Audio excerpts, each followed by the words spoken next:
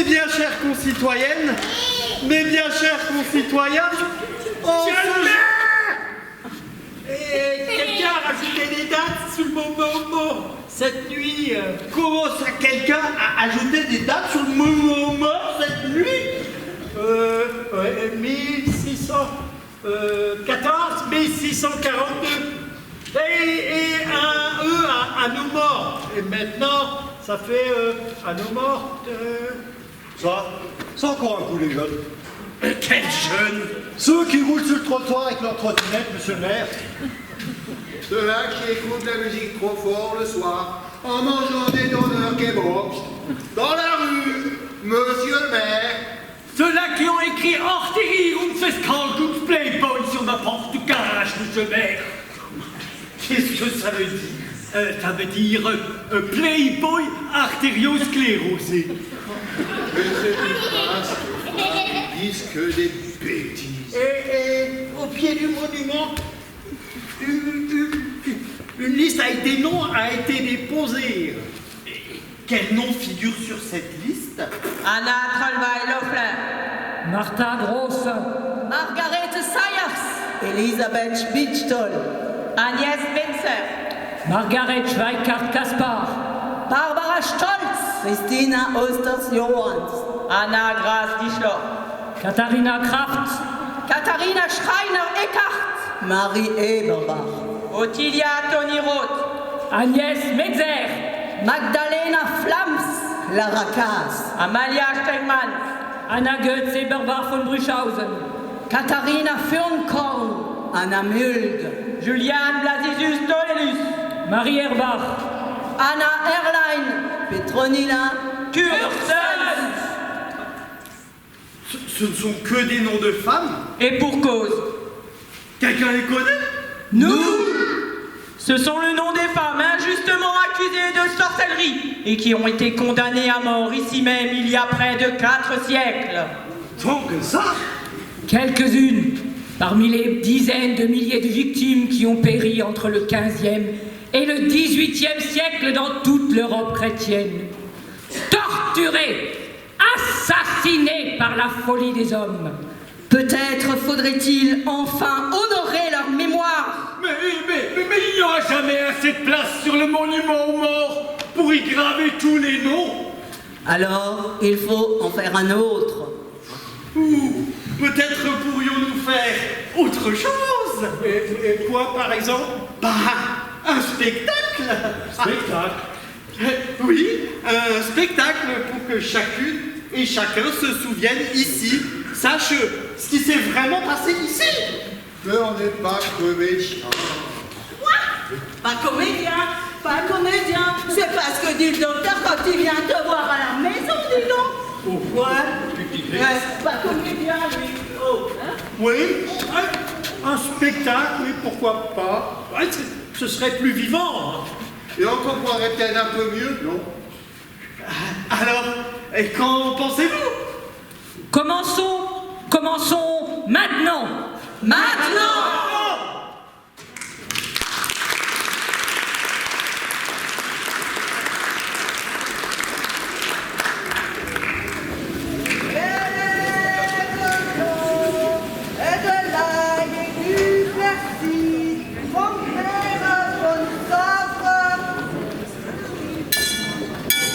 Ferraille à vendre, haut de lapin, de chiffon. Chassage, le bon marché, à 3 sous la livre, 6 sous le kilo. J'ai passé tout le matin. Rosabelz, Oltiesel, Lumpe. Réparer, récupérer la coupe, des vieux chapeaux, des vieux habits, des vieux journaux. Réparer, récupérer du mouron pour les petits oiseaux. Taisez-vous! Silence!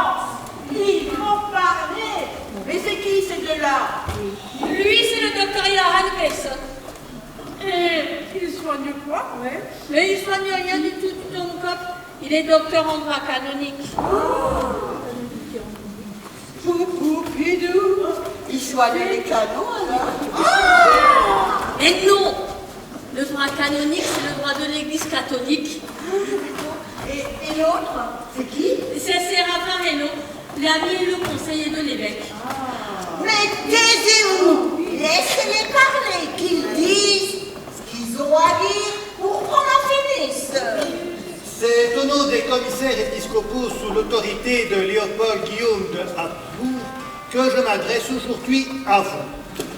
Il n'aurait ignoré par nul d'entre vous que des calamités accablent les terres savernoises. Les étés arides auxquels succèdent les pluies torrentielles anéantissent les champs de froment, de seigle, d'avoine et de blé. Le gel tardif brûle les vignes, la grêle s'abat sur des vergers en pleine floraison. Et malgré la bienveillance du Très-Haut, tout, absolument tout, semble s'être mystérieusement déréglé.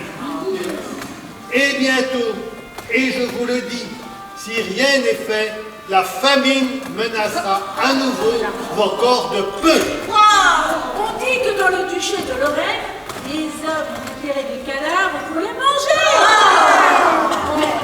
Mais c'est normal, ce sont des Lorrains. Laissez-les parler.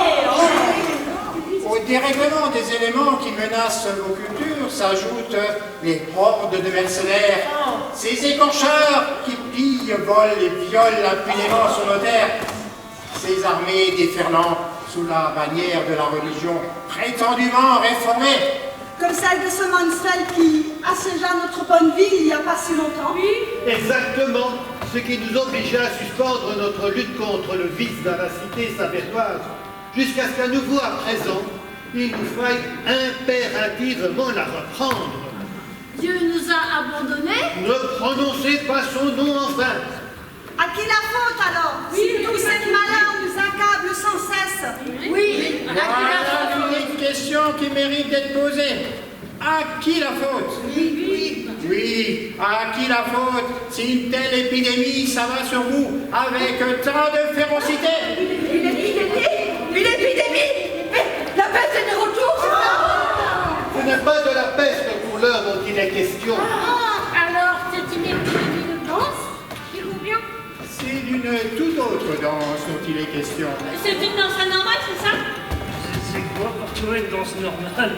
Une danse normale, c'est quand tu as les yeux là où tu dois et les mains où il faut, et pas ailleurs. Ah, bon Jésus! Mais laisse le petit Jésus là où il est. On sait bien pourquoi. Mais taisez-vous! Laissez-les parler! La danse dont nous parlons, c'est celle que des femmes accomplissent la nuit dans le ciel, en fourchant les animaux les plus vils, se jetant dans le vide depuis le Hexenkreis, le rond des sorcières, pour s'envoler vers le Basberg, afin de se livrer dans le stupre, la fornication, le diable. Au diable? Oui, certains salles. Oui, se livrer au diable lors du sabbat et recueillir du maître des enfers les maléfices qui causent tous vos tourments, détruisent vos cultures et déchaînent le mal sur vos âmes endormies. Que ce Fabien nous vienne en aide! Des sorcières, des sorcières. Et pourquoi pas des sorciers? Il y en a aussi, hélas, mais pas dans si grand nombre. Et pourquoi ça? Tu peux nous le dire? Oui. Parce que les femmes cèdent plus facilement à la tentation de la chair. N'importe quoi! Ceux qui cèdent facilement à la tentation de la chair! Nous les connaissons tous! Toi, j'espère que tu n'es pas sur la liste. Et maintenant, si tu as des bons arguments, dis-les. Nous t'écoutons. Oui. Bien dit. Il a raison.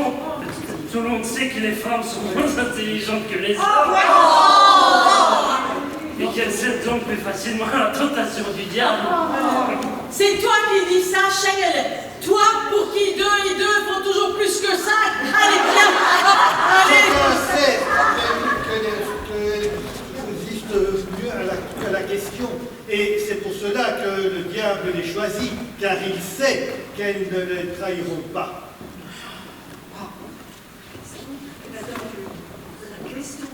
Qu'appelles-tu la question exactement? La torture. Voilà ce qu'il appelle la question. Et si elle résiste plus à la question, comme tu le dis, c'est qu'elles sont tout simplement plus courageuses et surtout plus innocentes que nombre d'entre vous. Quoi qu'il en soit, voilà ce qu'il en est. Les plaintes seront recueillies par les commissaires épiscopaux et enregistrées dans l'indicium. Les procès menés par le Malefice-Gericht, le tribunal des maléfices, auront lieu à la Schreitoum, dans la Bastille. Pourquoi pas à la Tumultum, la tour des supplices, comme c'était le cas dans le passé?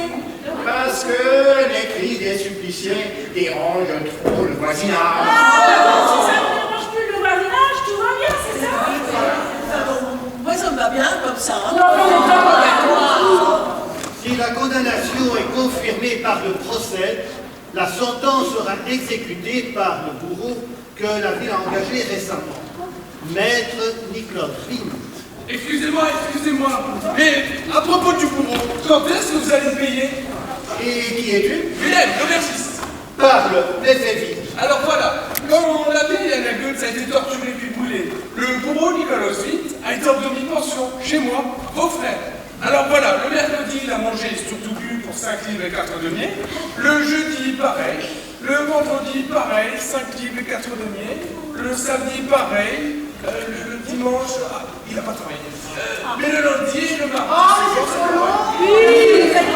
soit un total de 56 livres et 20 deniers. Alors je vous demande, quand est-ce que vous allez payer? Dès que nous aurons vendu aux enchères les biens de la condamnée, tu auras ton argent. C'est une honte de gagner de l'argent sous le nom de victimes innocentes. Une double honte même. Maîtrise raisonnée des dépenses publiques. Pour résumer, seront poursuivis sur dénonciation toute personne soupçonnée des faits suivants. Abnegatio Dei et sanctorum et connictio diabolica. C'est-à-dire reniement de Dieu et de ses saints, et collusion avec l'ennemi maléfique. Maleficia et illata damna. C'est-à-dire dommages causés aux personnes, au bétail, aux animaux de basse-cour, aux grains, vignes et fruits, avec les pouvoirs du diable, par la pluie, par la foudre, par la grêle, ou tout autre moyen. Conventus maleficarum et nuptiae diabolicae.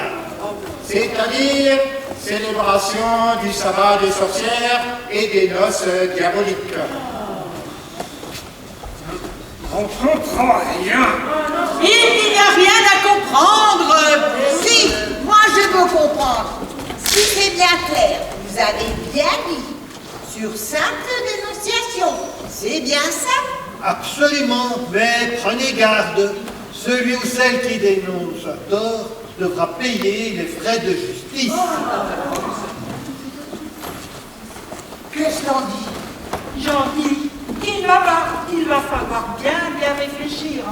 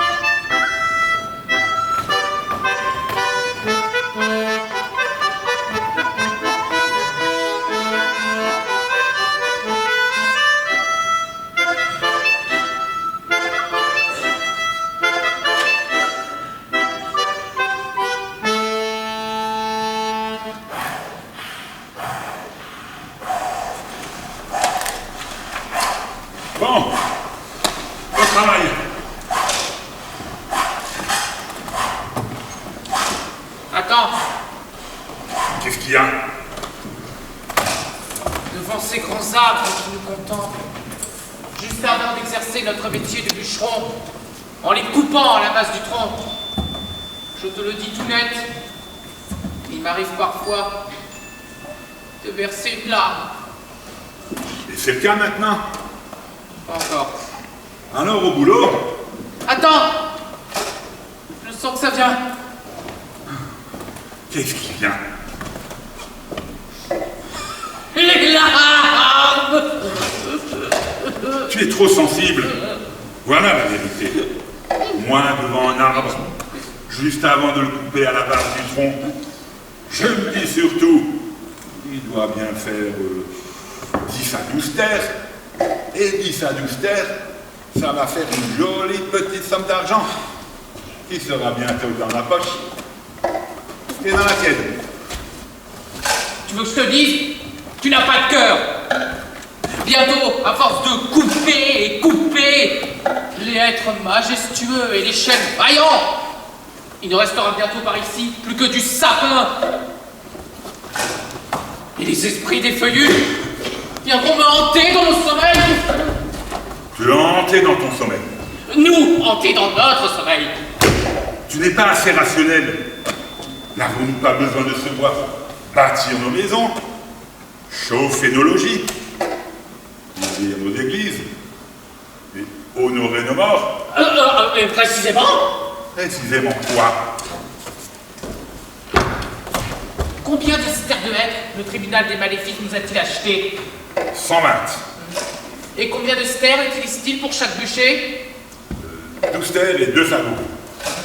Et ça fait combien de condamnés à mort qui seront brûlés sur le bûcher? 10. Et tu crois que ces 10-là seront honorés par le bois que nous aurons coupé? Le tribunal les aura condamnés pour sorcellerie, oui ou non? Oui, mais est-ce que ce sera juste? Écoute-moi bien. Chercher à comprendre, c'est commencer à désobéir. Et par les temps qui courent, à ta place, je m'abstiendrai de chercher à comprendre. Sans quoi, tu risquerais bien d'être honoré par le feu, comme eux. Comme elle, tu veux dire? Toutes ces pauvres femmes. Quand ça ne m'appauvrit pas moi, le reste, c'est pas mes affaires. Allez, au travail. Tu oublies une chose. Laquelle? C'est pas rentable. Comment ça, c'est pas rentable? Si brûlent les condamnés, il n'y a pas d'enterrement. Pas d'enterrement, pas de cercueil. Pas de cercueil, pas de planche de chêne de qualité supérieure vendue au menuisier. Et donc, pas de planche de chêne de qualité supérieure vendue. Pas d'argent dans ta poche. Donc, globalement, c'est pas rentable. Merde alors. Je n'ai pas pensé à ça. Voilà, tout bouleversé à mon tour. C'est que tu es sûrement trop sensible, toi aussi. Et pas assez rationnel. Alors on commence par quoi? Le hêtre ou le chêne? On commence par le sapin?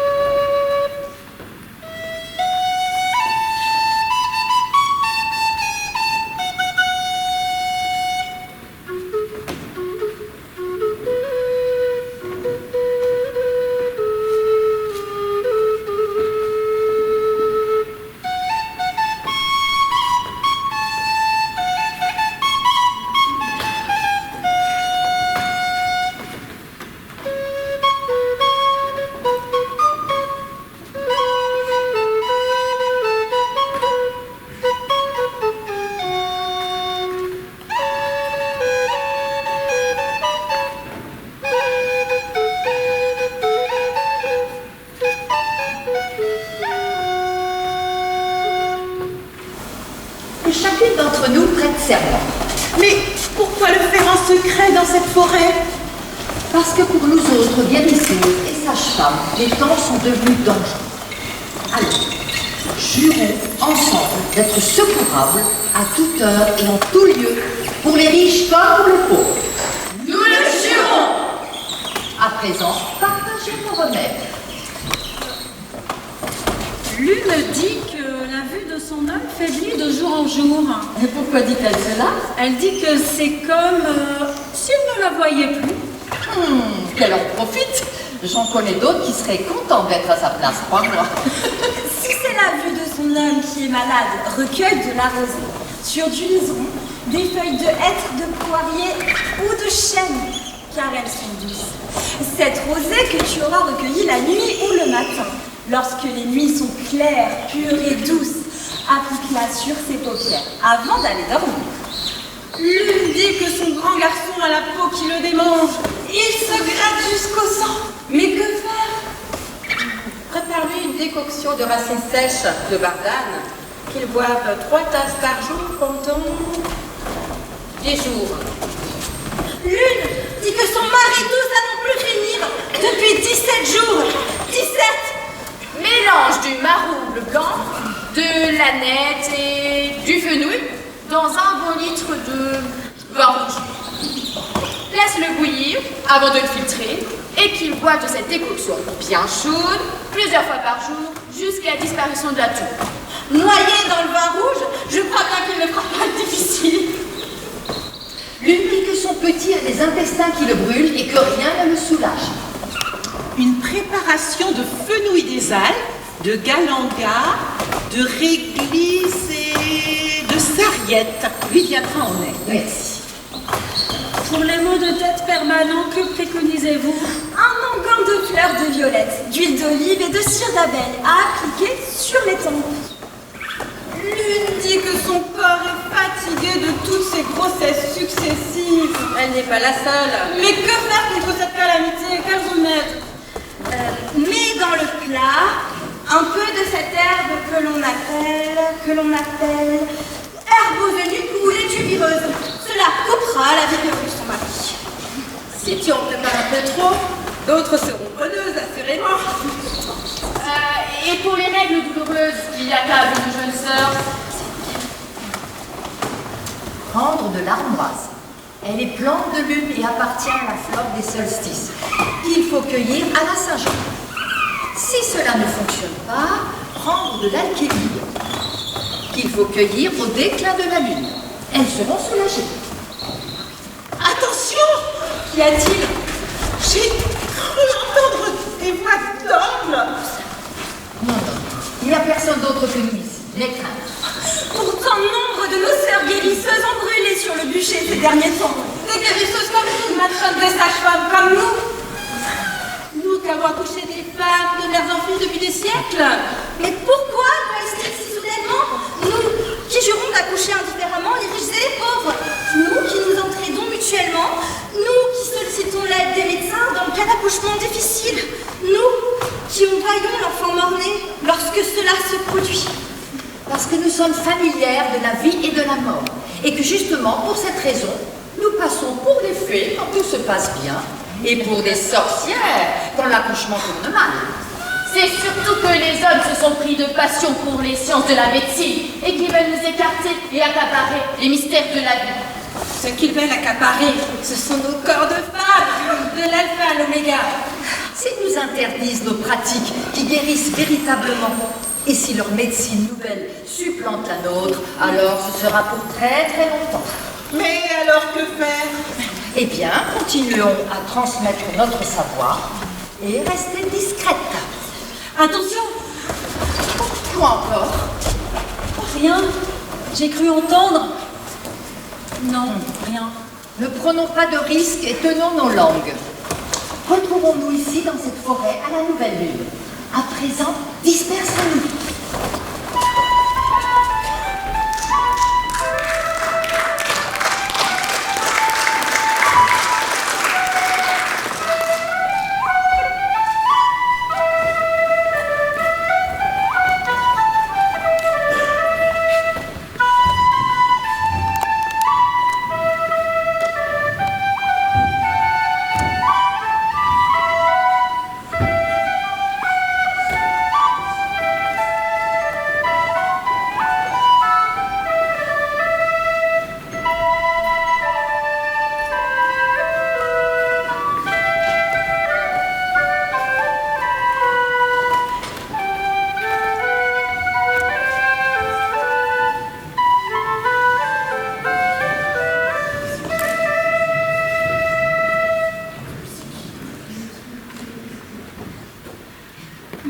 vertu de quoi allez-vous instruire ici des procès en sorcellerie?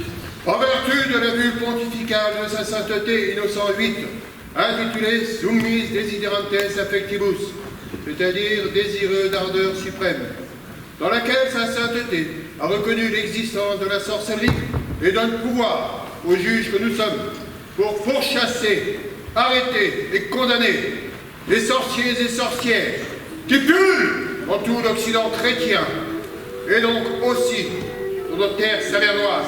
C'est qui ces deux-là? Ce sont des juges du tribunal des maléfices. Raccrochez-toi, il y a pas de sorcière par ici. Peut-être ne le savez-vous pas encore. Et comment le saurons-nous, oui? Il suffira de les aider un peu à avouer leurs crimes. Nous autres juges nous appuyons sur un ouvrage de référence, le Marius Maleficarum, ou Marteau des sorcières, rédigé par Heinrich Kramer et Jacob Spengler à Strasbourg, il y a quelque temps. Tout ce qui est mauvais nous vient toujours de Strasbourg. Strasbourg n'y est pour rien. Oui, et que dit ce Maleficarum? Il commence tout simplement par dire l'essentiel. C'est-à-dire? Il dresse un portrait précis de la nature de la femme. Oh. Et c'est quoi la nature de la femme? Tu peux nous donner plus de précision? Veuillez faire la lecture du passage introductif du Marius Maleficarum, je vous prie. Dans la constitution de la première femme, il y eut une faute. Car celle-ci fut faite d'une côte courbe et de direction opposée à celle de l'homme. En conséquence, c'est un animal imparfait. Ainsi, la femme ne peut que décevoir. Animal imparfait, mais imparfait toi-même. Après un examen attentif, on s'aperçoit que la plupart des royaumes de ce monde ont été ruinés par des femmes. Et le royaume des cieux aussi, j'imagine? Poursuivez. La femme est née menteuse. Il n'y a pas que dans la vérité que vous tous réunis. Et tous ces mots ne sont qu'aiguillons venimeux. C'est ta langue qui est venimeux. Oui, l'écran de la vipère. La femme est plus cruelle que la mort. Car celle-ci est naturelle et ne détruit que le corps. Le péché qui suinte de tous les pores du corps de la femme détruit l'âme en la privant de la grâce et jette le corps dans les abîmes du péché. Toute la sorcellerie vient du désir charnel qui, chez elle, est insatiable. Insatiable toi-même. Pour se satisfaire, elle n'hésite pas à épouser des démons. Les seuls démons que nous connaissons ici, c'est toi, ceux qui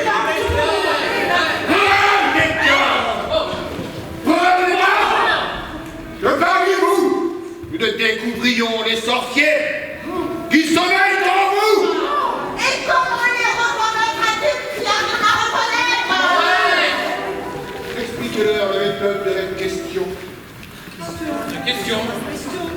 Dans un premier temps, on leur demande à l'accusé de reconnaître en toute honnêteté ses faits de sorcellerie. Et s'il n'y en a pas, puisqu'il n'y en a pas. Et alors, trouvez donc. Alors, trouvez. Comment ça? Par différents procédés. Décrivez-nous. Oui. Premièrement, la chaise d'insomnie. Qu'est-ce que c'est encore que ça? L'accusé est attaché à un fauteuil et son cou est enserré d'un collier de fer hérissé à l'intérieur de pointes acérées qui le piquent fort douloureusement s'il s'endort. Cela peut durer 2 à 3 nuits ou 2 à 3 jours consécutifs si nécessaire. Quelle horreur, comment osez-vous? N'importe qui avouerait n'importe quoi avec un tel supplice. Mais toute n'avons pas encore à ce stade. Aussi doit-on avoir recours à un autre procédé, qui consiste à suspendre le corps de l'accusé au-dessus du sol et attacher à ses pieds liés d'abord une pierre de 20, puis de 30, puis de 40. J'en ai assez entendu. Quel esprit démoniaque faut-il avoir pour inventer pareille torture? Julie, cela ne suffit toujours pas. Il y a le supplice de la botte espagnole. C'est quoi la botte espagnole? Une oracle de plus sans aucun doute. C'est sûr. Une sorte de botte métallique percée de vis que l'on serre petit à petit dans les chairs de l'accusé. On dirait que tu prends malin plaisir à détailler toutes ces horreurs. Mais que t'ont fait les femmes pour que tu les haïsses de toi? Je vous rappelle que hommes, femmes et enfants sont susceptibles d'être inculpés. Oui, mais ce sont les femmes qui payent toujours le plus lourd tribut. Et à qui la faute? À qui la faute? Oui, à qui la faute? À qui la faute? En désespoir de cause, reste enfin l'épreuve de l'eau. Je crains le pire. Chacun sait que les sorcières rénient le sacrement du baptême. Donc si une sorcière est jetée à l'eau, l'eau repoussera son corps en l'empêchant de se noyer. C'est donc qu'elle est coupable. Et si elle coule? C'est qu'elle est innocente. Mais dans les deux cas, elle va mourir. Oui, mais dans un cas, le royaume des cieux lui fera bon accueil. Insensé. Et si finalement elle avoue et abjure le diable, elle sera libérée? Du poids de ses péchés, oui. Réponds, tu vois bien ce que je veux dire. Ah, si elle avoue et abjure ses maléfices, alors elle bénéficiera d'une très grande chance. Quelle grande chance! Elle pourra être décapitée ou écrasée avant d'être brûlée. Et si elle n'avoue pas? Alors qu'elle se prépare à brûler vive sur les bras.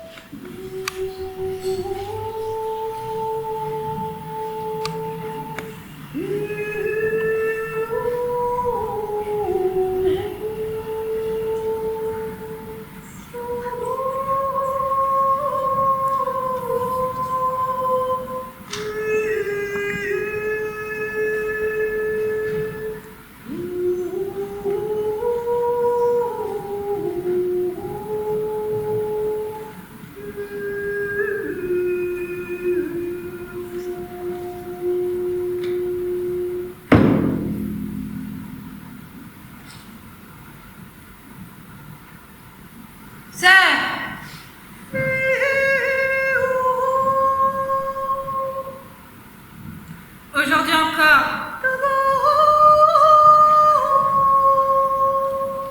Le feu hante notre sommeil. Brûle nos rêves.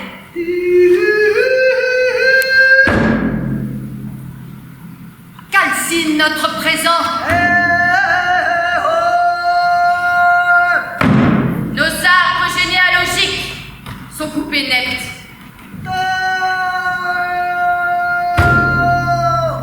arasé par la folie des hommes. Barbara! Margaret! Agnès! Petronia! Christina! Anna! Odia! Serre!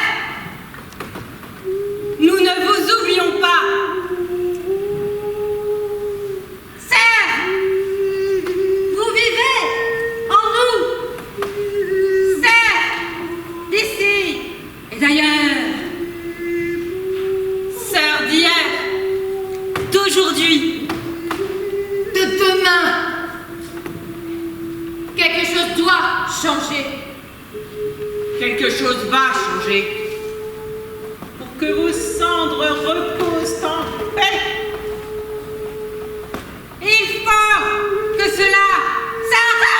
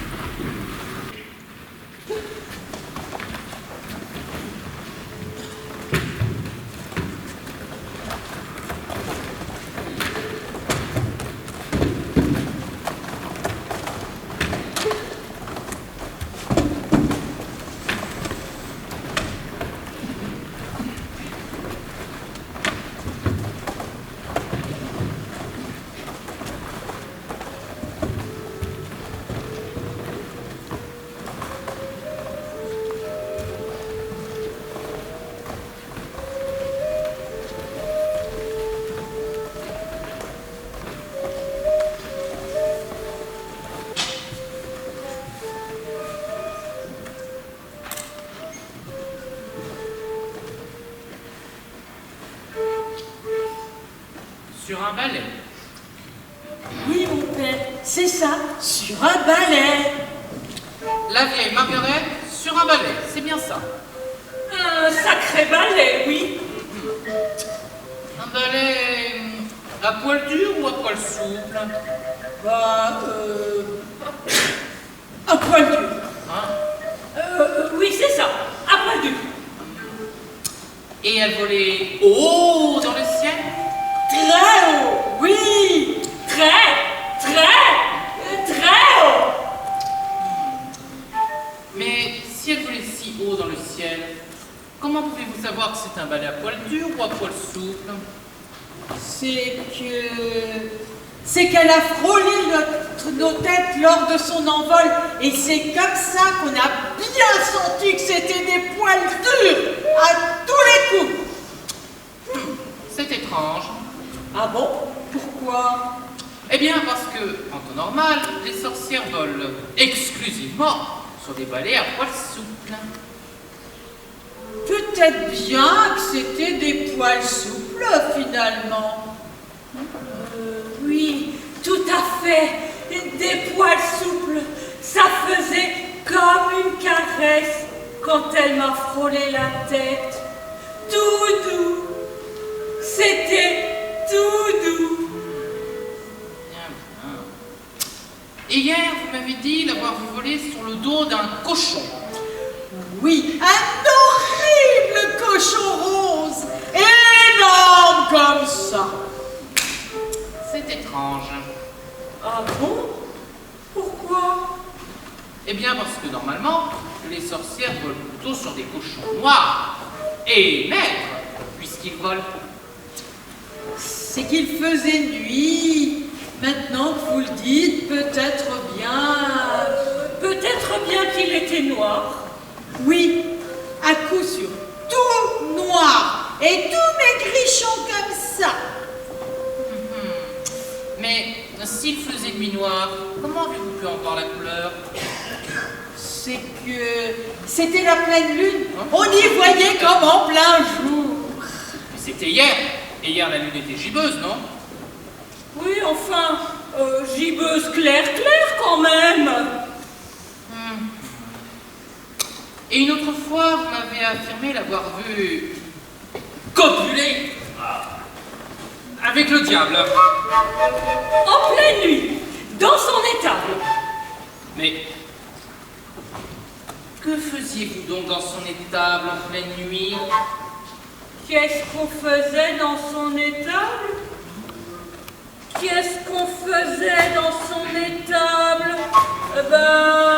C'est qu'on avait entendu des bruits. Exactement, des bruits bizarres. Oui, comme des grognements.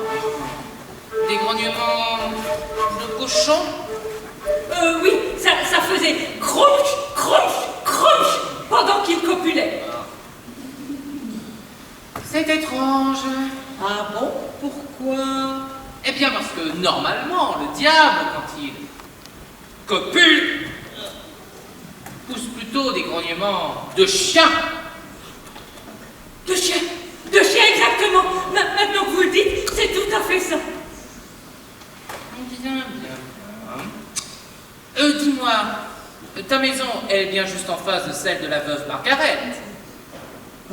Oui, juste en face. Et ta maison est beaucoup plus petite que la sienne. Plus petite? Oui. Et toi? Tes champs sont attenants, n'est-ce pas, aux prairies de la vieille Margaret? Tout contre. Oui, ils sont tout contre. Oh, bien. Et maintenant, vous voudriez que je rapporte tous les éléments que vous venez de me citer au juge du tribunal des maléfices? Oui, s'il vous plaît. Pour ne pas avoir à le faire vous-même. C'est tout à fait ça. Parce que vous êtes... Timide. On est un peu timide. Et on ne sait pas toujours trouver les mots. Et nous sommes bien d'accord que vous ne faites cela que dans le seul et unique but de plaire à notre Seigneur. Il n'y a absolument aucune autre raison. D'autres raisons que ça? Ah non, pour sûr. Aucune. Bien.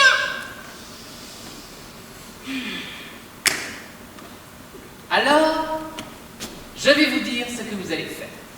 Vous allez rentrer chez vous et laisser en paix la pauvre Margaret, qui est autant sorcière que vous, bon chrétien, et qui n'est pas plus en lien avec le diable que vous ne l'êtes avec le Saint-Esprit. Et bien moins coupable que vous ne l'êtes tous à venir dénoncer par cupidité cette pauvre femme. Rentrez chez vous et reportez-vous, hommes et femmes de peu de foi. Et peut-être, je dis bien peut-être, que je prierai pour que vos âmes écœurantes ne soient pas éternellement damnées dans les feux de l'enfer. Dehors! Prends garde, curé, à ce que tu ne te retrouves pas sur la liste. Dehors! Dehors!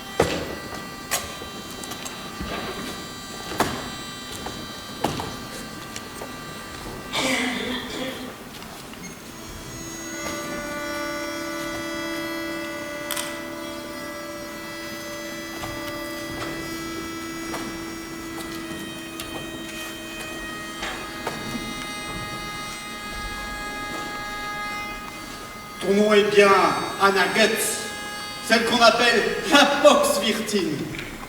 Je suis bien celle-là. Ancienne tenancière de l'auberge Sumbock, située au centre de la cité de Saverne, face au château carré, résidence des évêques, n'est-ce pas? C'est bien là qu'était notre auberge, oui.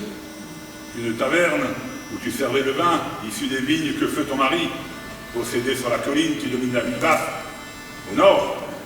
Oui, un vin que ton père appréciait particulièrement, si mes souvenirs sont bons. Ne cherche pas malicieusement à détourner le sujet de notre entretien. Je suis sans malice, et cela ne ressemble vraiment pas à un entretien.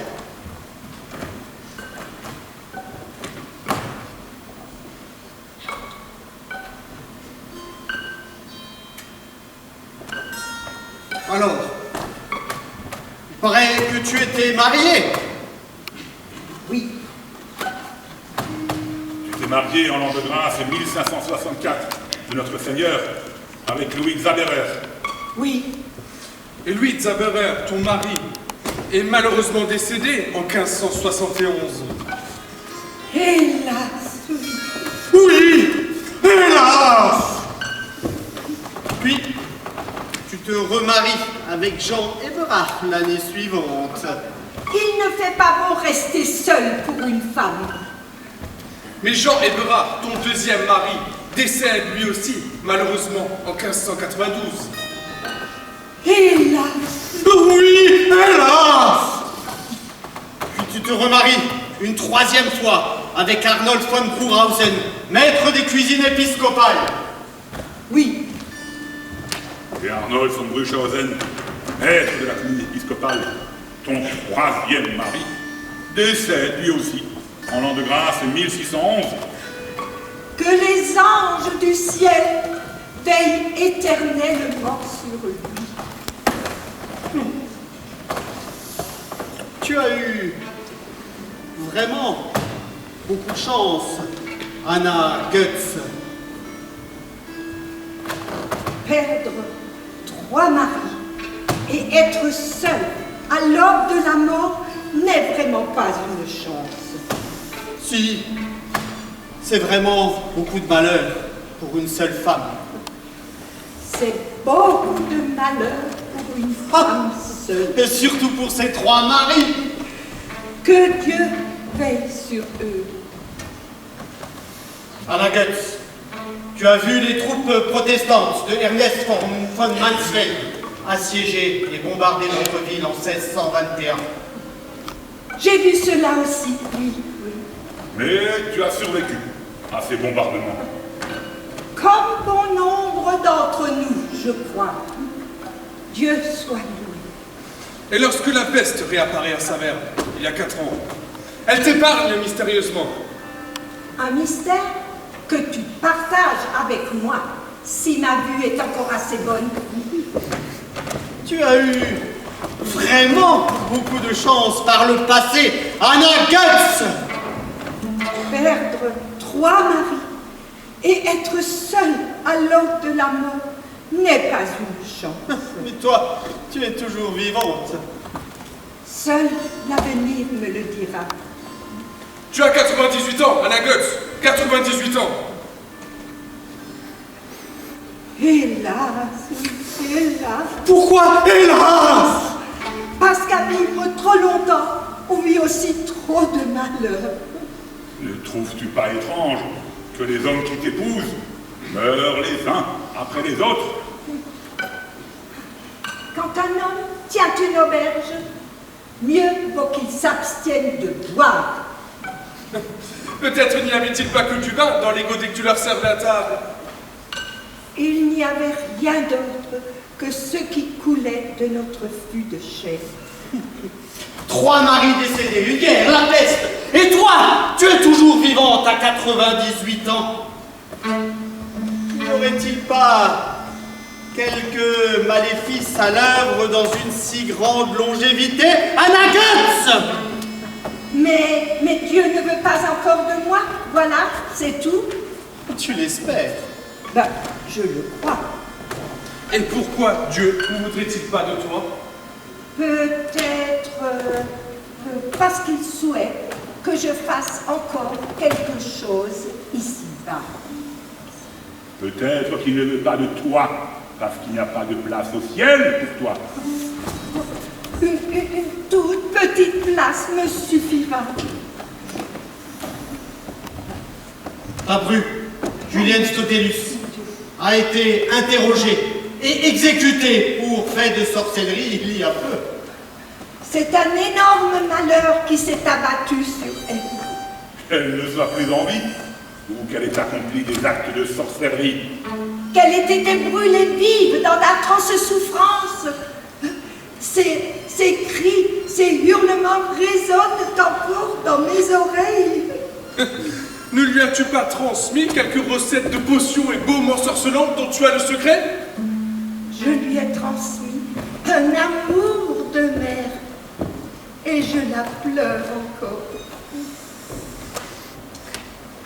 Le 2 juillet, tu as voulu communier au monastère, mais tu ne t'es pas confessé.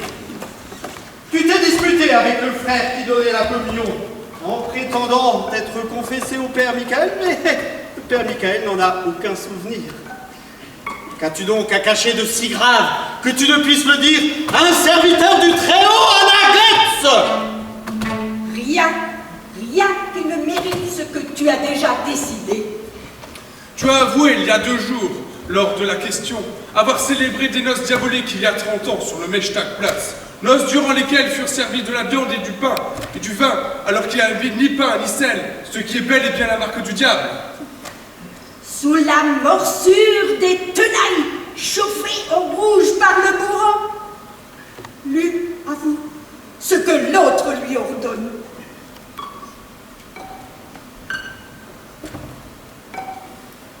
Anna Götz, pour les meurtres très véritablement sataniques de tes maris, pour tes maléfices avoués lors de la question et surtout pour la durée exceptionnelle de ta vie, qui ne peut être que l'œuvre de la protection du malin, le tribunal des maléfices te condamne à périr par le feu. As-tu quelque chose à dire avant de quitter ce tribunal?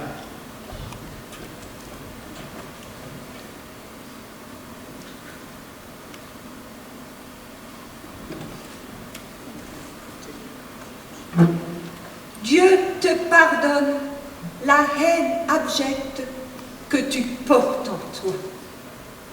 Qu'on l'emmène.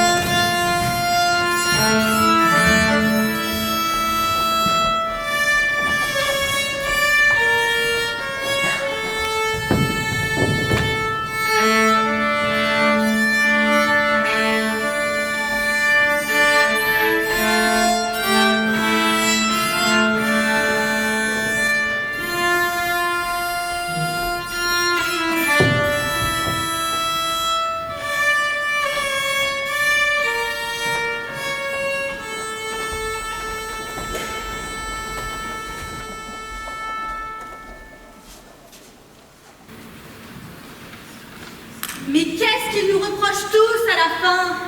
Ils nous l'ont dit et redit, siècle après siècle. Ce qu'ils nous reprochent, c'est d'être ce que nous sommes, des femmes. Quand j'imagine leur visage hideux de juges malfaisants, parfois je regrette de ne pas en être une. Une quoi? Une sorcière. Mais tu vas t'y mettre toi aussi. Si je le pouvais, de rage, je ne me priverais pas de m'armer de sortilèges. Et qu'est-ce qui t'en empêche? Le visage affreux du réel. Mais alors, effaçons le réel, abolissons le réel, jouons, jouons, jouons. Qu'une nouvelle nuit de Valpurgie nous appartienne. Mais alors que le maître des enfers que nous invoquerons ne soit pas un maître, mais une maîtresse. Aradia, fille de Lucifer. Agrina, maîtresse des vents qui déchaînent les tempêtes. Nava, mère des démons infernaux. Canidia, aux cheveux blancs entremêlés de serpents. Et toi, Circé, qui attrape les étoiles et dompte les loups. Et toi, Médée, petite fille d'Hélios, reine de la métamorphose, amoureuse trahie. Et toi, Hécate, mère des magiciennes, sous la lune noire, éclaire-nous de tes torches nocturnes, car bientôt nous nous mettrons en marche. Seuls, donnez-nous la force. Donnez-nous la force. Le feu brûle mes veines. Des griffes s'allongent au bout de mes doigts. Messieurs, vois maintenant plus loin que l'aigle ne voit. Mon corps tout entier se transforme.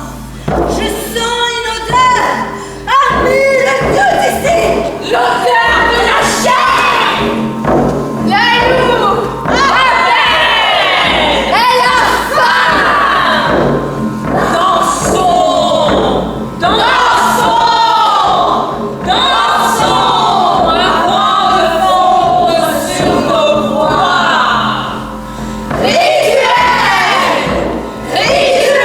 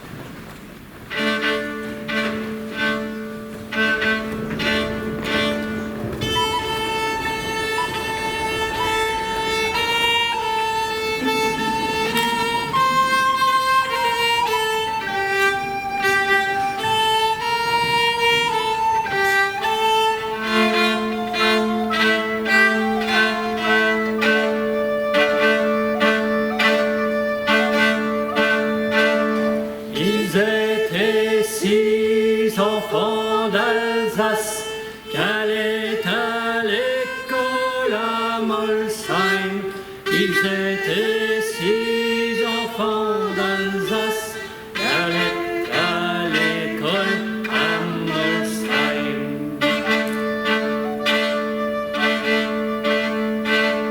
Ne passez pas près de Saverne, où pour prisonnier vous serez pris.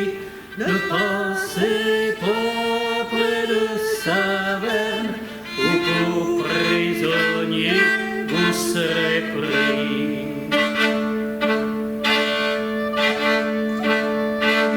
Ils sont passés près de Saverne, et pour prisonnier ils furent pris.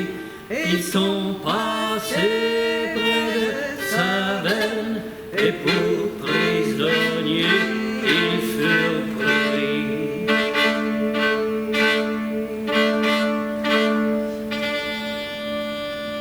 Faites-moi la lecture de la liste des condamnés pour faits de sorcellerie, qui nous a été transmise par le tribunal des maléfices de Molsheim. Johannes Kleinberger, 16 ans. Johannes Andrea, 15 ans. Anastasius Weber, 14 ans. Daniel Molitor, 14 ans.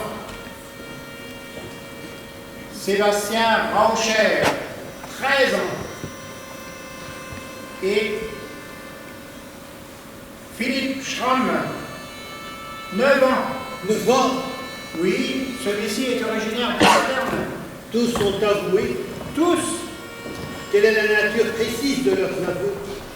Tous admettent avoir, avec le sang, baptisé avec le diable. Par écrit. Par écrit? Par écrit, oui. Ils savent donc écrire. Ils sont tous élèves du collège de jésuites de Molsheim. Collège jésuite? Le collège de jésuites, oui. C'est très embarrassant. Les jésuites sont eux-mêmes très embarrassés. Et sous l'effet de la question, les aveux et l'innocentations se sont multipliés. L'affaire est complexe. Qu'on fasse entrer le jeune Philippe Schramm. Approche, n'est pas peur. Je représente la régence de Saverne. Sais-tu ce que c'est? Non. Ce n'est pas grave et ce n'est pas le plus important. Le plus important et le plus grave, c'est ce que tu as avoué au juge du tribunal des maléfices de Molsheim. Tu as dit avoir assisté à un baptême diabolique où tout était à l'envers, avoir provoqué des méfaits contre des êtres. Suite à la confrontation avec un de tes camarades du collège de Jeune Brucker, tu as aussi reconnu avoir écrasé des hosties. Je l'ai dit, après avoir été pincé, avec les pinces brûlantes, ici et là aussi. Mais avant cela, et c'est le plus important, tu as avoué avoir signé un pacte avec le diable, avec ton propre sang. Avec mon propre sang, oui. Et cela, tu l'as raconté à tous tes camarades. Eux aussi ont dit l'avoir fait. C'est vrai, ils l'ont dit, mais revenons à toi.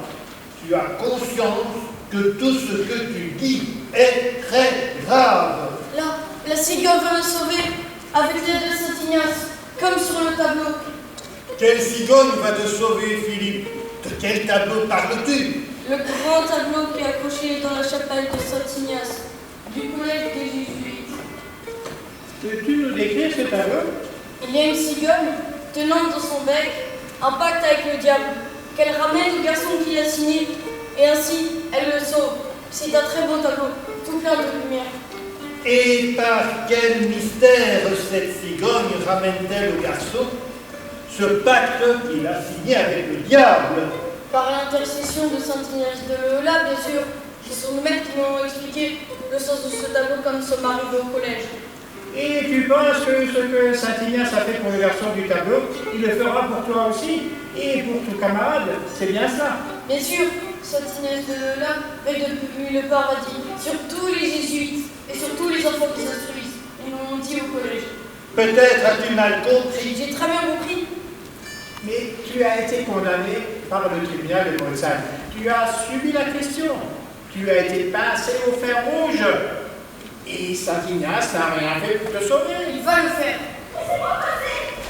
Laissez-moi passer! C'est mon enfant, c'est mon petit garçon, laissez-moi passer! Qui est-il pour oser pénétrer ici? Je suis sa mère! Tu n'as rien à faire ici. Sors immédiatement. Ce n'est qu'un enfant! À qui il a manqué une mère? Je suis sa mère! Où étais-tu lorsqu'il a avoué tout cela au juge de Molsheim? J'étais dans la confiance que j'avais accordée à ceux à qui je l'avais confiée. Dis-leur que tu as tout inventé. Dis-leur que tu as menti et que cette histoire de pacte avec le diable n'est qu'une invention. Tu as dit qu'il ne fallait jamais mentir et la cigogne peut me sauver. Maman, comme sur les tableaux, les maîtres m'ont expliqué. Le maître parlait d'une histoire qui n'existe pas vraiment. Elle existe, ils m'ont dit. Il ne fallait pas les écouter. Tu as dit qu'il fallait toujours les écouter.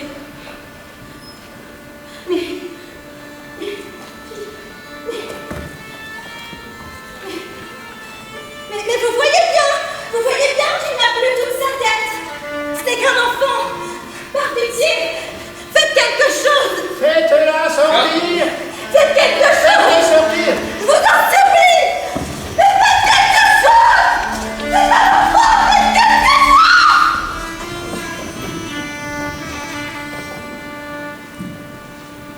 Qu'allez-vous faire?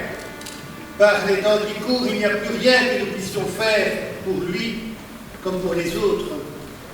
Et il faudra bien que tout cela s'arrête.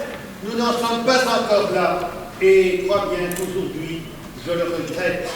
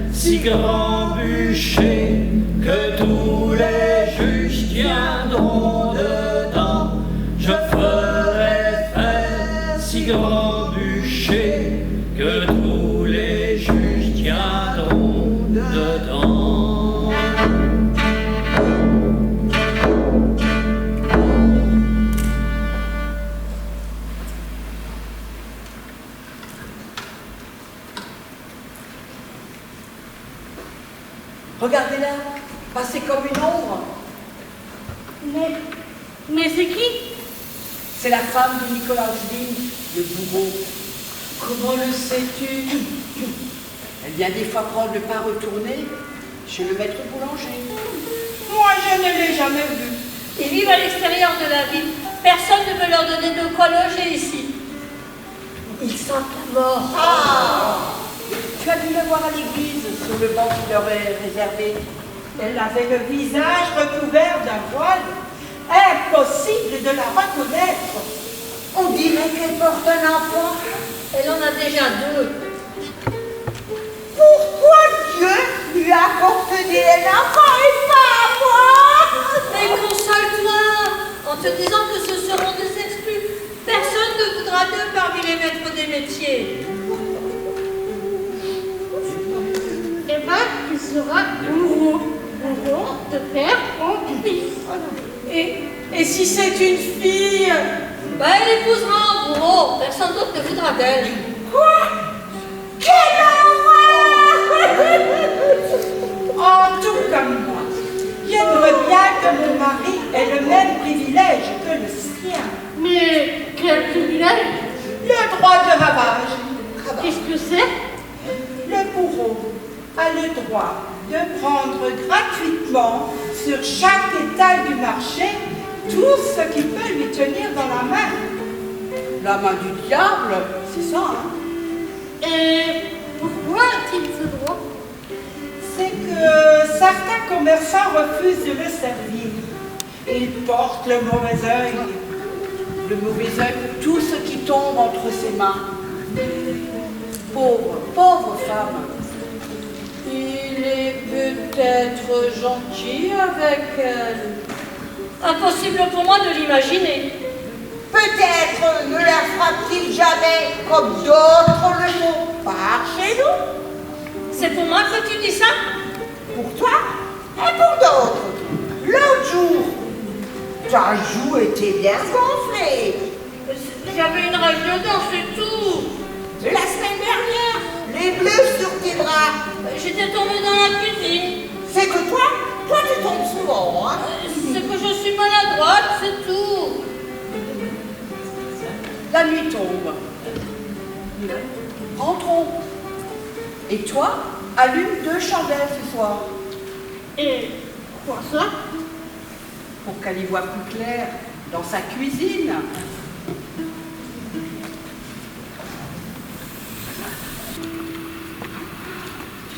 Je voudrais être enceinte, j'irai peut-être plus au champ. Voilà la belle enceinte, elle va toujours au champ. Adieu nos amourettes, adieu donc pour longtemps. Trempez la soupe trempée, la mariée arrive. Trempez la soupe trempée, la mariée arrive. Ne prends pas un bourreau, ma bergère, ne prends pas un bourreau. Innocent ou coupable, il tuera sans pitié. Et toi, pauvre bergère, tu seras rejetée. Trempez la soupe trempée, la mariée arrive. Trempez la soupe trempée, la mariée arrive.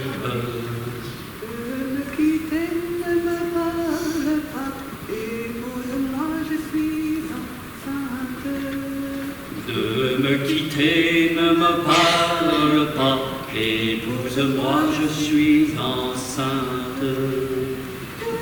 Malade à l'embarras, bientôt un enfant dans les bras.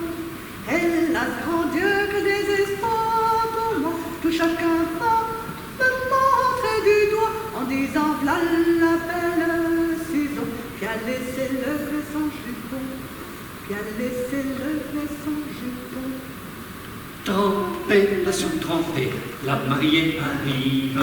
Trempez la soupe trempée, la mariée arrive. Trempez la soupe trempée, la mariée arrive. Trempez la soupe trempée, la mariée arrive. Trempez, trempez,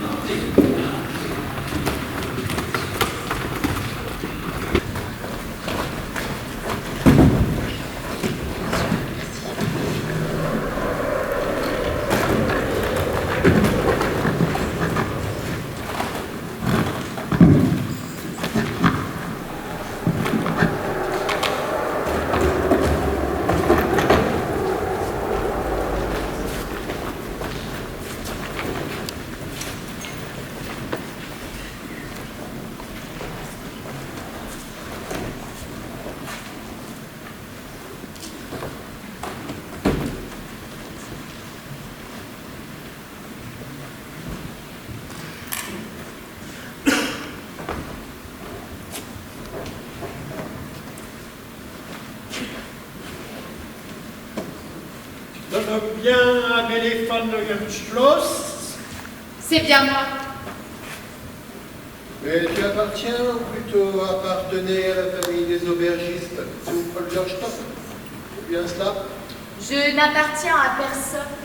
Mais si ta question est de savoir si je faisais partie de cette famille, la réponse est oui. Et tu le sais, je t'ai vu plus d'une fois à l'auberge. Mais peut-être que tu ne t'en souviens plus. Tu fais erreur à l'évidence. Si tu le dis. Tu es veuve de Jean Stegman depuis le 13 mars de l'an de grâce 1625 de notre Seigneur. C'est exact. Ton veuvage semble avoir été bien court. Le temps est une notion bien relative de nos jours. On dit que tu as connu beaucoup d'hommes depuis la mort de ton mari. Tu as l'air bien informé. On dit que tu as vendu ton corps contre de l'argent. Et même contre de la nourriture. Parfois. Il ne faut pas faire la difficile. En doute. Tu as été interrogé. Tu as été interrogé pour vie dissolue l'an passé, en décembre 1628. La vie dissolue est aussi une notion bien relative. Tu le sais bien, non? Contente-toi de répondre aux questions. Ce n'était pas une question. En août de cette année, tu as eu un enfant illégitime nommé Nicolas. Qui en est le père? Va savoir. Tu comparais aujourd'hui devant nous pour sorcellerie, car c'est bien le comportement dissolu d'une sorcière qui est le tien depuis le décès de ton mari. Ce n'est pas de la sorcellerie dont il est question ici, mais de la survie d'une femme seule et de son enfant. Rien ne justifie de se ventrer dans le stup et la fornication au bas fond des enfers infrugables. Si c'est l'endroit où nous sommes, alors oui, c'est bien de l'enfer dont il est question. Et quant au diable qui l'occupe, il est sous mes yeux, à l'instant même où je le regarde. Sorcière damnée! Que je sois inculpé pour vous dissolu, que vous me traitiez de putain comme vous aimez à le faire entre vous, soit je l'accepte, car la nécessité du temps me l'a imposé, mais l'accusation de sorcellerie, je la récuse. La cause est entendue. Tu prouves, par le raisonnement vicieux qui est le tien, ton appartenance à la secte infernale des sorcières maléfiques. Il n'y a rien de plus à ajouter. Si, une chose, si tu me le permets. Je voudrais donner les noms des clients de la putain que tu t'apprêtes à livrer au bourreau. Je voudrais les donner ici et maintenant à haute et intelligible voix, afin qu'ils soient entendus de tous. Penses-tu que cela puisse être considéré comme une dernière volonté? Il suffit qu'on la libère. Sorcière peut-être pas finalement, mais chevalier certainement. Qu'on la fasse sortir d'ici, immédiatement. Dis-moi, n'aurais-tu pas quelques confidences à me faire? Comment l'échange de tiennes? Je ne vois pas de quoi tu veux parler. Alors, restons-en là. Suivante. Salté dans la bouillie, Salté dans la bouillie, tire dans du je s'il tu prie. Salté dans la bouillie, tire dans du je salté dans la bouillie, tire dans du je s'il tu prie. Tire autant, ouais.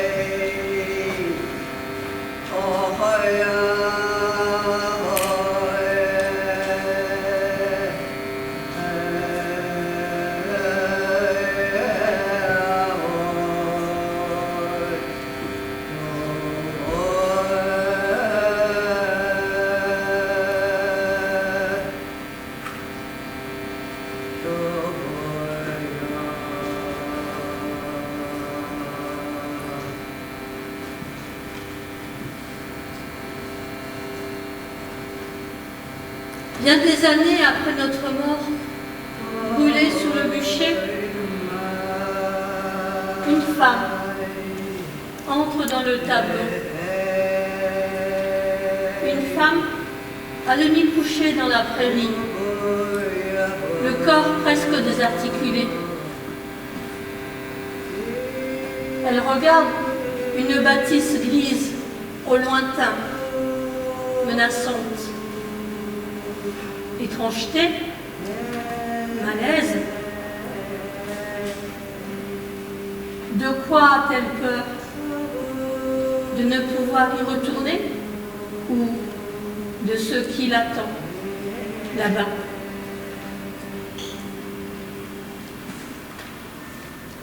Bien après notre mort injuste, une autre femme entre dans le tableau. Elle est assise sur un lit, seule. Elle fixe l'horizon à travers la fenêtre. Le ciel est bleu. Pas pour tout le monde, semble-t-il. Pour elle, pas encore, ou déjà plus.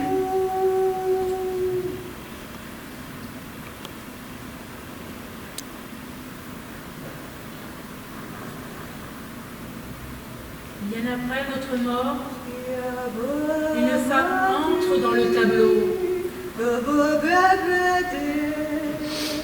Dans ses bras, sur son sein, un homme. Sa chevelure rouge le recouvre. Elle est au-dessus de sa nuque. Elle le mord à la vampire, diront certains. Elle l'embrasse aussi, et peut-être le protège. Qui peut savoir? Qui peut nier l'ambiguïté du désir?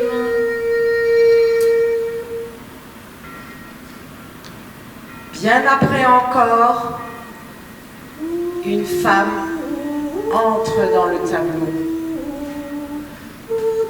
Son ventre est arrondi. Elle attend un enfant.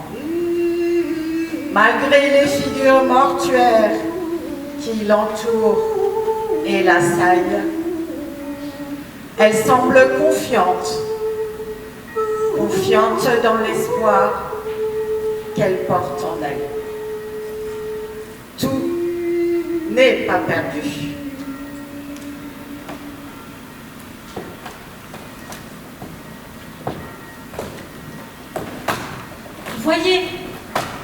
Voyez ces tableaux. La vérité est là. Vous la voyez. Voyez-la, car de notre temps, celui où nous femmes en nombre mourons sur les péchés, la vérité n'est pas ce que l'on voit, mais ce que l'on croit. Âge de la métaphysique et non de la physique. Une femme ne peut pas physiquement voler sur un balai, ou sur un loup, ou sur un cochon. Mais métaphysiquement, si. Une vierge ne peut pas tomber enceinte. Mais métaphysiquement, si. Et bien des siècles après notre mort, il restera des pays, en nombre, où la métaphysique, mue en intégrisme religieux, recouvrira le corps des femmes pour le soustraire au regard des autres. Et la faute originelle, cette invention des hommes, faute insensée pour laquelle nous sommes mortes, renaîtra encore et encore. Et tout recommencera. Et tout recommencera. Et tout recommencera. Et tout recommencera. Et tout recommencera. Et tout recommencera. Et tout recommencera. Et tout recommencera. Et tout recommencera.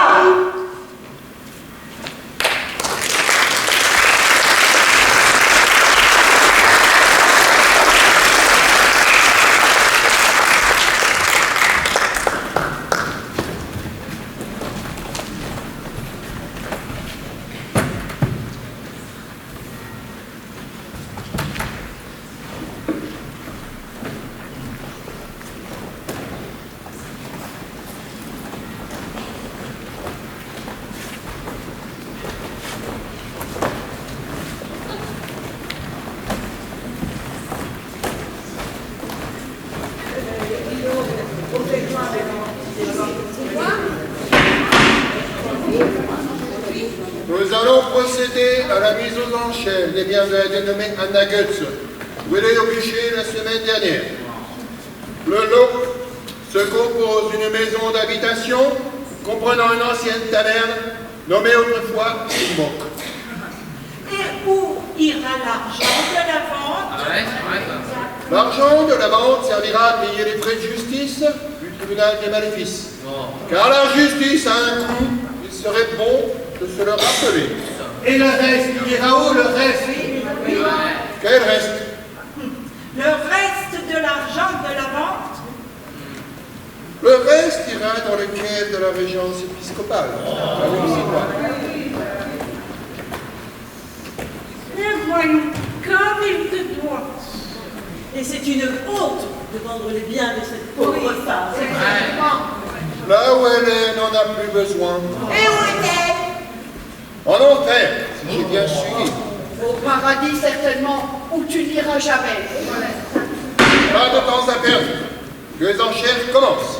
Alors, pour l'ensemble de ces biens, qui fait une première enchère?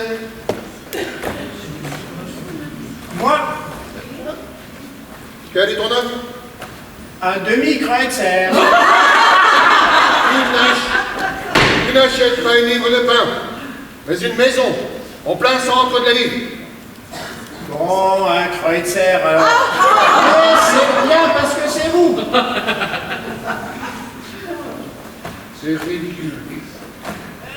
C'est que j'ai très soif, et si je donne plus d'un kreutzer, j'aurai plus assez pour boire un bourg de bière à votre santé. Un peu de sérieux.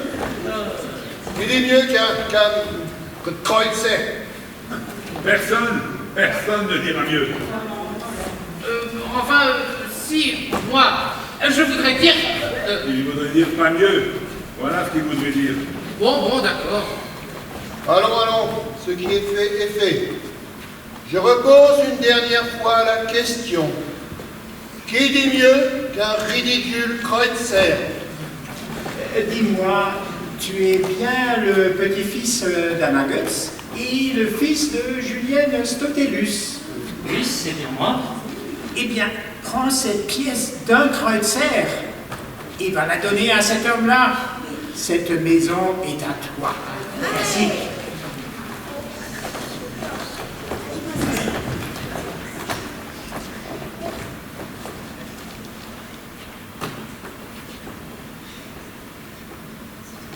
C'est pour la maison de ma grand-mère. Adjugé!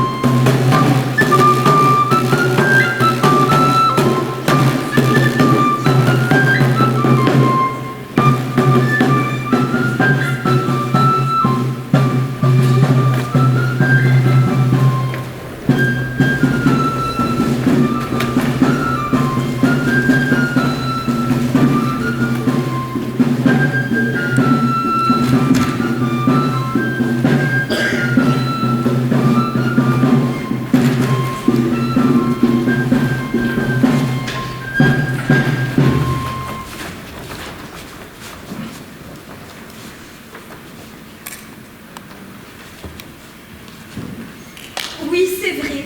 Parfois, nous nous envolons dans les airs. Mais ce ne sont pas nos corps prisonniers qui s'élèvent, mais nos esprits, pour fuir enfin l'enfer de la nuit. C'est vrai, c'est vrai. Nous ne volons pas à dos de cochon, mais nous sommes trop souvent écrasés par le poids de ces porcs qui guettent à l'orée d'un bois, au détour d'une ruelle, ces porcs qui prennent nos corps sans jamais demander. C'est vrai, c'est vrai. Tant au sabbat fantasmé, dont ils nous accusent, et dont ils ont tant rêvé. Sœurs, offrons-leur un sabbat. Mais à notre manière. Un sabbat! Qu'on se saisisse de l'homme! Oui! Ah! Pourquoi moi? Parce que tu as tous les signes de notre maître. Satan, nous t'implorons. Mais je ne suis pas du tout ce genre d'élu, voyons! Ne l'a-t-on pas vu sortir l'autre jour de la boulangerie en commençant à marcher par le pied gauche? Nous l'avons vu, Belzébuth. Nous te reconnaissons. Vous faites erreur! N'a-t-il pas bu 666 bocs de bière l'an passé? Chiffre ô combien diabolique! Nous l'avons vu! J'avais très soif, hein! Lucifer, au front cornu, nous te reconnaissons. Tu es à nous! Qu'on exécute à présent!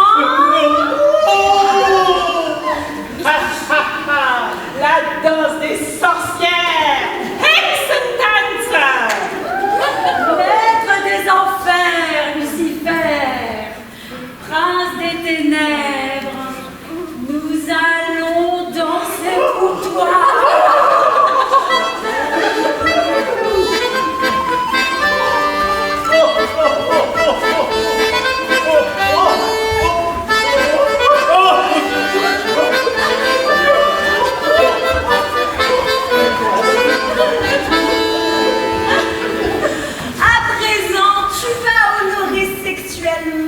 Chacune d'entre nous, sans jamais faillir.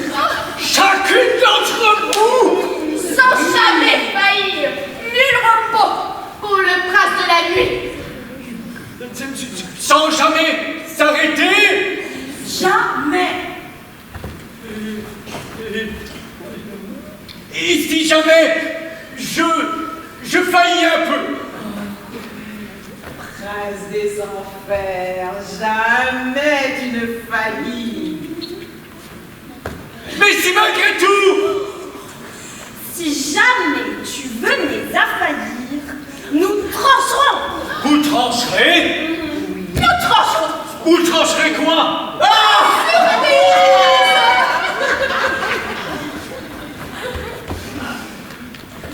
Que ta longue nuit commence.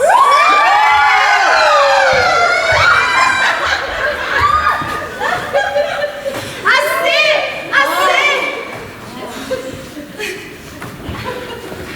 Tu y as cru, n'est-ce pas?